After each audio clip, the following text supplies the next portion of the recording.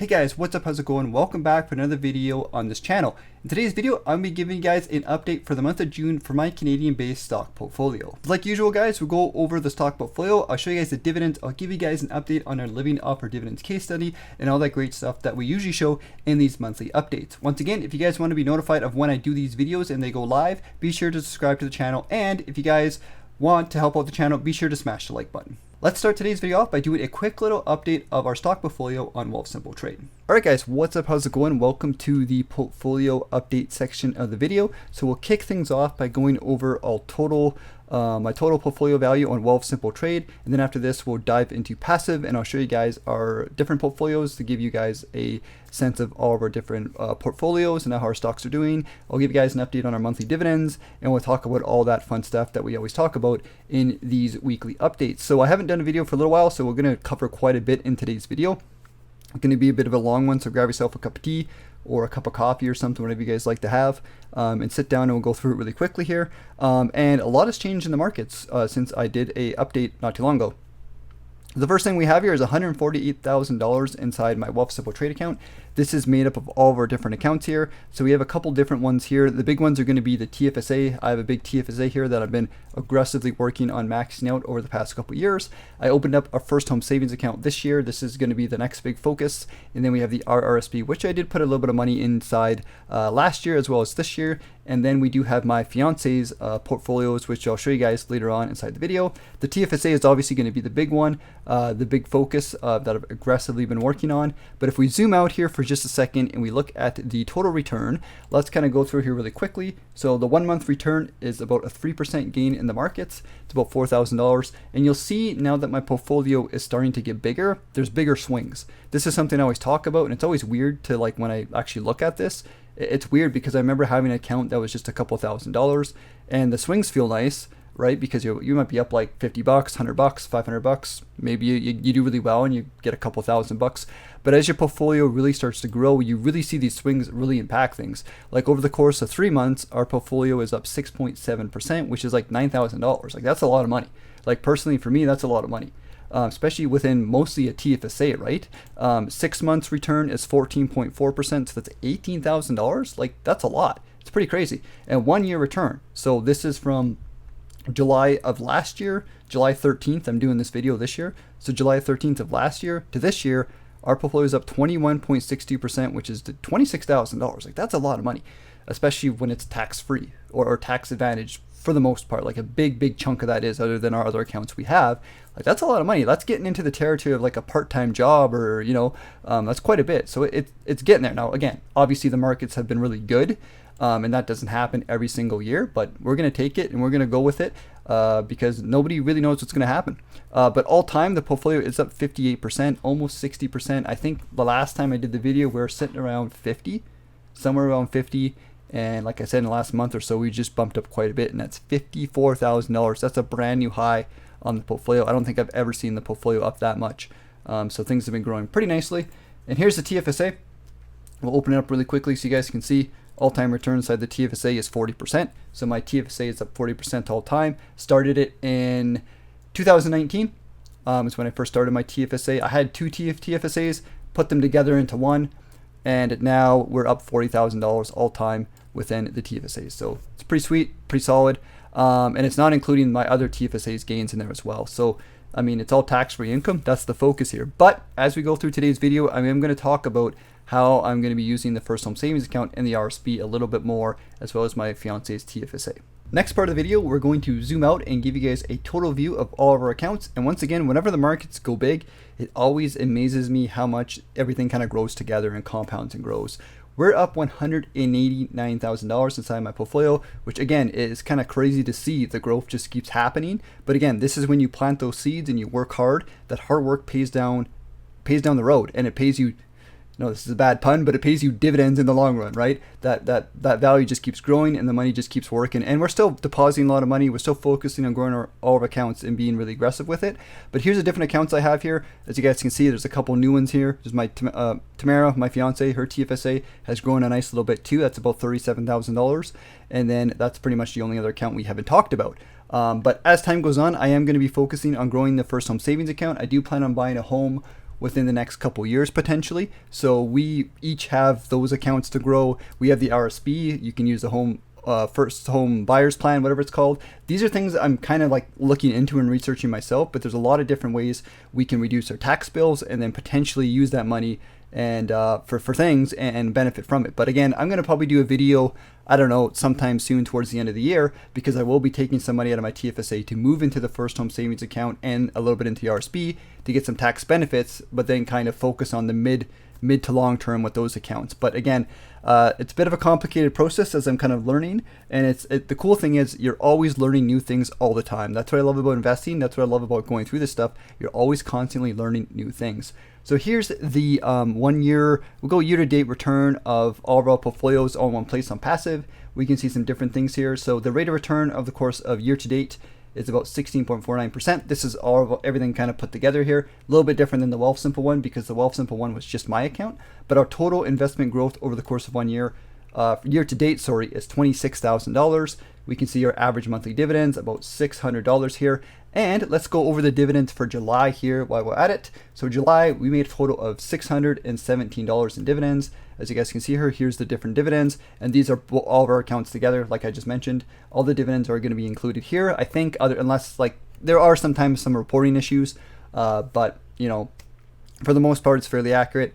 $716, our biggest dividend month by far. Pretty cool. Once again, vast majority in TFSAs and whatnot, so a lot of it's tax-free. And we're just reinvesting those dividends into stocks and whatnot. So this is consistently growing, and we'll go all time so you guys can see. In January 2023, we made $4,495 in dividends. And if we go to 2024, we're almost already beating that number. So we're I estimate this year we might hit like $5,000-$6,000 in dividends.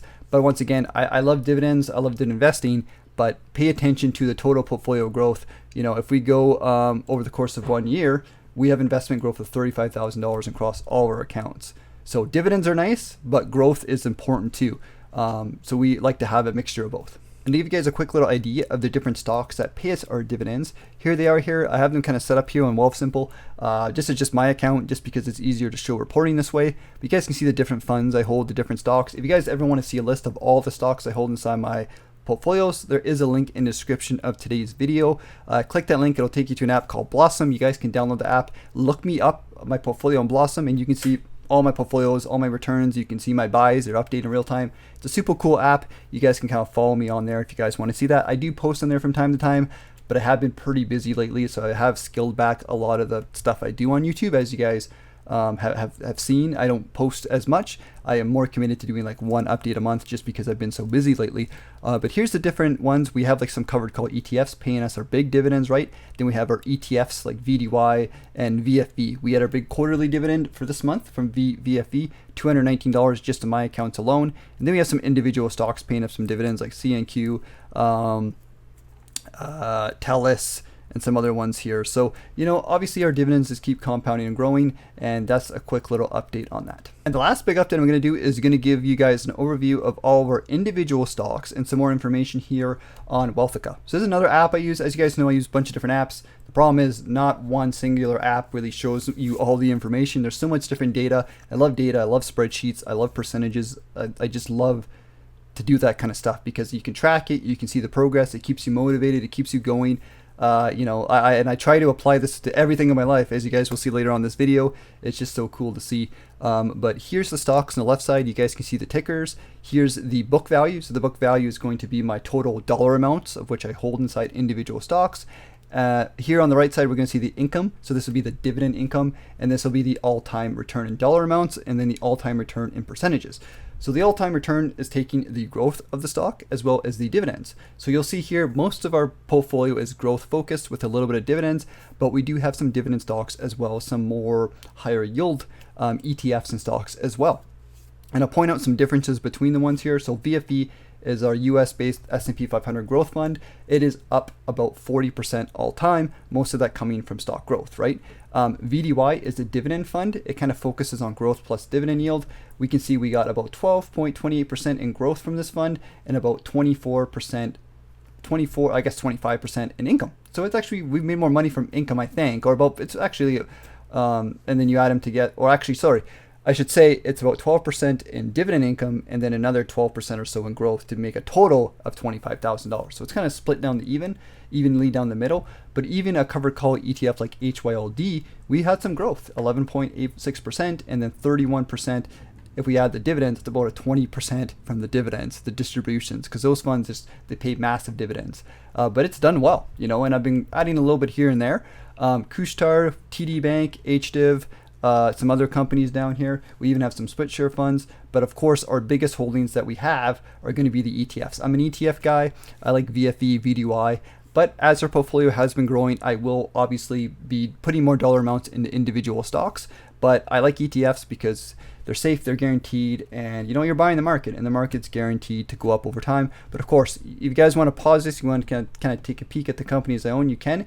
The only kind of company that hasn't been performing well inside my portfolio is TELUS, and I've kind of been holding off on them. Obviously, I hold TELUS and VDY, which I've been buying, and I've bought a few shares of TELUS here and there. I'm not too sure what to think about this. I'm just going to kind of let it sit and see what happens. Once again, I don't own a lot of individual shares. It's about $1,500 inside the company, but we'll see how it goes. I'm not too sure. It's kind of interesting stock to look at, right? Lots of debt, lots of different things going on. Interest rates are high. So I'm not too sure how that's going to go. I think it's going to be more predictive of what happens with different things with interest rates and whatnot. But we'll have to see how see how things go in the future. But if you guys want to share your thoughts on that, feel free to do so in the comment section of today's video. So we're going to close out today's video going over the living off the dividend spreadsheet. This is a monthly spreadsheet where we go over some different things. Our budgeting, we'll go over, we're kind of tracking our dividends, and we're kind of pretending to live off our dividends. It's been kind of a cool thing we've done over the past little while, and it keeps me motivated, keeps me going. I think it helps you guys out, especially people who are starting, because like even a little bit of extra money you make, you can benefit from. Now again, whether you like us, we're not really using our money for this. This is more just pretending. But the idea eventually is at some point in time to live off our dividends, right? That's why we do this. But we can kind of pick some small little things and benefit it from, and just have some fun with it. So you guys can see here, I have a spreadsheet here. I love spreadsheets, like I mentioned already. We have one-time purchases here. We have the cost of these one-time purchases. I don't include everything here, guys. I, of course, spend more money than I include here, but these are just the things I'm kind of tracking. I choose to track here. So, and here's the total amount for the one-time purchases, and then we have our monthly cost. And again, the idea is to keep our totals for monthly costs down below our dividends and our one-time purchases, so that eventually we can see get our dividends to just pay for all of our expenses. Now, before we go into that, I do want to show you this cool little thing I set up here, and we did some calculations. So over the past, since we first started investing, our dividends have made us $12,205. Pretty sweet. Last 3-month average for dividends is about $500. It varies a lot because we have a lot of quarterly dividend payments. And since we invest in a lot of growth companies like VFE, we don't get big, massive monthly dividends. It's more spread out over the course of 3 months. And we'll get one big month every 3 months. Last 12 months, it's been about $5,691. So over the course of 1 year, we made just shy of $6,000. But here's some cool metrics to think about. Daily, our dividends are paying us about $15.50 per day. So imagine, every single day somebody just hands you $15 for doing nothing. You could be, you could spend the whole day at the beach. You could go for a walk. You could work your job. You could, play video games, do whatever you want to do on your regular day. And somebody just gives you $15 every single day. It's pretty cool, right? So that's how you do that calculation. I just think tracking these things that people don't think about is pretty cool to do. And if we take that $15 and we divide it by 24, that's about 64 cents an hour. So imagine you go through your day, do whatever you want to do, and somebody just hands you 64 cents. You wake up from bed in the morning, and let's say you got 8 hours of sleep, which, by the way, you guys need to prioritize sleep. Sleep is very important. Somebody gives you 64 times 8. I don't know what the math is on that. It'd be like $5 or something like that. Somebody just hands you $5, and then you go and make your cup of coffee in the morning, eat breakfast. After an hour, somebody gives you 64 cents, and you're just getting this money for doing nothing. That's kind of the way the dividends work. So I think that's a super cool analogy to use. But what we're going to do is we're going to go over down the monthly costs here. This next part is going to be our budget. So we kind of make some budgets, me and my fiance. We're trying to live frugally. We've kind of set up these budgets, and we've been slowly increasing them over time. And here's the main things we've been tracking. Every single month or so, we've been adding something new to the list. And like I mentioned, we started off small and we kind of grew it over time. So one thing I do want to mention that we did buy for this month is we bought a bookshelf. We needed a new bookshelf to store some things. I went and splurged. We spent about $180. We bought a nice bookshelf online. It came in, we set it up. So we're going to kind of be putting our stuff and storing our stuff on there. But I wanted to buy a bookshelf and treat us to something nice, because one of the big things we're kind kind of problem we're falling into is living in a small apartment is you need space to store things, and as you accumulate things, you need to put things somewhere. So we bought a nice bookshelf. Kind of pricey, I know, but we want to treat ourselves to something nicely there. So we bought the bookshelf. We're going to include that for our dividends. The other things I want to mention really quickly is I have a couple months ago, I bought a video game. We've been playing Stardew Valley still. I paid $17 for it. The awesome thing about video games nowadays is they have so much content and you pick really good ones. So I've been playing that for the past couple months, having an absolute blast with that. So that's really good value. And my goal is to kind of finish this game before I go on to another one, because a bad habit of kind of starting something and not finishing it. But we've just been kind of keeping steady with that. Going forward, we have our movie budget for this month. So I did buy some movies for this month. I bought 2 movies for the month of June. Because I'm doing this for last month, right? And that was about $25 or so. So I bought 2 movies. We're going to watch those this month, probably sometime. I'm going to keep the movie budget the same at $25 because we are finding we have a big backlog of movies we got to watch. And we usually watch like a movie 1 day a week if we have time to do so. And again, we pick these movies from like top lists and stuff like that. So they've been a blast to watch. Like a lot of cool things I wouldn't normally watch, but it's been super fun to go through that. The other thing is our coffee and tea budget. We bounced that up to $15 this month. Originally it was $5. We should add $10 in here because we did have the month before where we did spend $10 on stuff. That was last month, and we bumped it up to $15 this month, and we took advantage of some sales. I bought some good quality coffee here.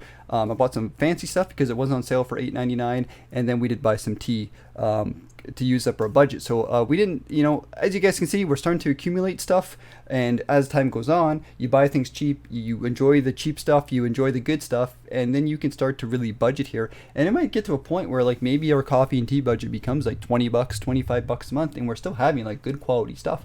We just kind of have it every other day kind of thing. So that's been super fun. We've been exploring different types of coffees, and I do want to get into teas. So I'm going to be buying some teas when we have a little bit of free money in our budget, and we're getting to that point where we're accumulating lots of different stuff so we can do that. And the other thing I'm going to talk about really quickly is going to be groceries. We went out and bought some groceries. We bumped our budget up this month to $30 from last month. I think it was $25 last month. So we bumped it up to $30. So we went to the grocery store. We order our groceries online. We get them delivered to us. And this is obviously we order more than this. This is just that we took $30 set aside, and this is what we bought with our $30 for this month. And next month we're going to be bumping up to $35. And every single month we'll kind of increase that budget more and more. And of course, we do try to kind of take advantage of deals and sales and stuff like that. So we should see that grow. And then the last thing I added for this month was CDs. So I bought a new CD this month. I made basically a list like I did for my other lists of the top rated CDs of all time. I'm a big music junkie. I love music, but one of the things I have fallen into over the past couple of years is be more comfortable with my music, and I do like a mixture of music. Just like your TV shows or your video games, it's nice to expand things and see what other people like, what other people rate as being top things to watch or top things to try out and stuff like that. Like going to a restaurant that you would never try, but people say it's good, and then you go there and it's like, wow, this is actually really cool. You try something new. So it's the same idea with the CDs and the movies and all that kind of stuff. It's trying different things that other people are saying good. So I got a new CD. This is completely new to me. Listen to it. It was awesome. I had a good blast. So I'm going to be starting adding CDs as well and growing a CD collection and other things like that. So just a quick little update, guys. As you guys can see, as you watch these videos, as you see these updates, we're kind of growing things, and our dividends, we're just getting more value as time goes on. Going into next month, I might add something new. We might add a recreational budget of some kind, which might be, I'm not too sure, but these are just kind of like maybe a category where we can spend money on whatever we want to spend. But of course, you're starting to see this is starting to add up, right? Like, the movies, the coffee, the tea, the groceries, it's starting to add up to be quite a bit. So this is why we need to be careful. But of course, this accounts for 2 people, not just one person. So if you think about it, like for 2 people, it's not that bad. And you can we'll decide where we want things to be, because we're already getting to the point where we're starting to get too much stuff already. So it's been a cool little journey here to show this stuff, and I hope you guys enjoy it. Alright guys, so that's pretty much the end of the video. Before we close up here, I just want to mention really quickly, I know I didn't really do a video for last month. I was a little bit late in doing it. I should have done this video last month, but I was just really busy with things. So what I might do going forward, because I did, this is supposed to be like June's update and it's July. I'm going to do an update for July probably within the next 2 or 3 weeks, or I might do it maybe like in August or something like that, the beginning of August or something like that. But I'm going to try to get back on track with these monthly updates because I haven't done one for about 45 days, I think it's been now. I kind of missed last month, so I'm going to try to do another update maybe towards the end of this month, just to stay on track with a video a month kind of is the idea. So expect another video probably to go out within the next 2 to 3 weeks or so for the month of July there. So anyways guys, I just wanted to kind of let you guys know about that. But take care, have yourself a good one, take care, and I'll see you guys later.